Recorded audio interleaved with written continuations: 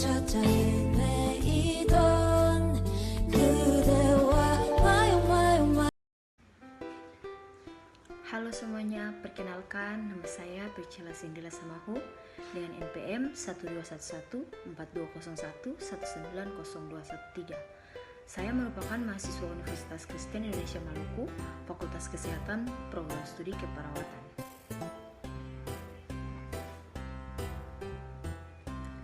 Terima kasih untuk kesempatannya.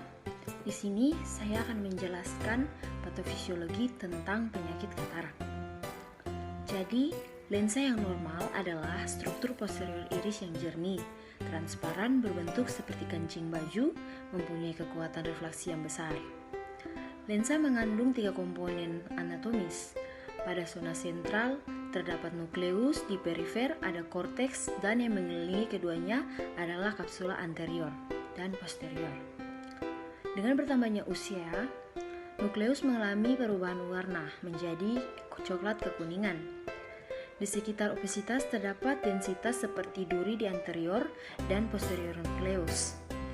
Obesitas pada kapsul posterior merupakan bentuk katarak yang paling bermakna seperti kristal salju, menurut Ilyas 2008.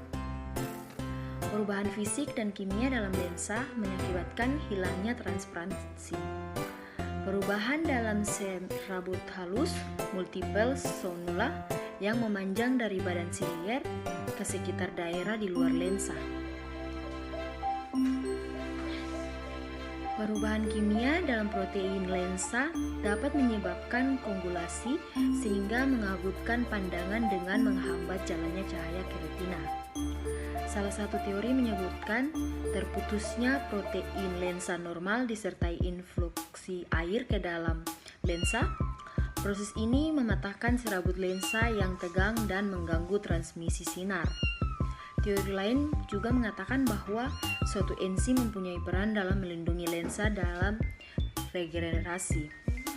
Jumlah enzim akan menurun dengan bertambahnya usia dan tidak ada kebanyakan pasien yang menderita katarak, menurut Ilyas 2008. Katarak bisa terjadi bilateral, dapat disebabkan oleh kejadian trauma atau sistemis atau diabetes, tetapi paling sering karena adanya proses penuaan yang normal.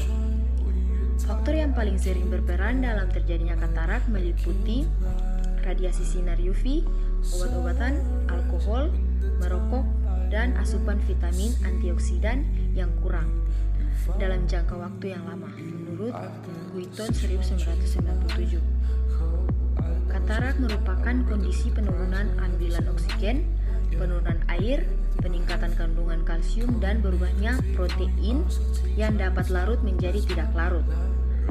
Pada proses penuaan, lensa secara bertahap kehilangan air dan mengalami peningkatan dalam ukuran dan densitasnya. Peningkatan densitas diakibatkan oleh kompresi sentral serta lensa yang lebih tua. Saat lensa yang baru diproduksi di korteks, serat lensa ditekan menuju sentral.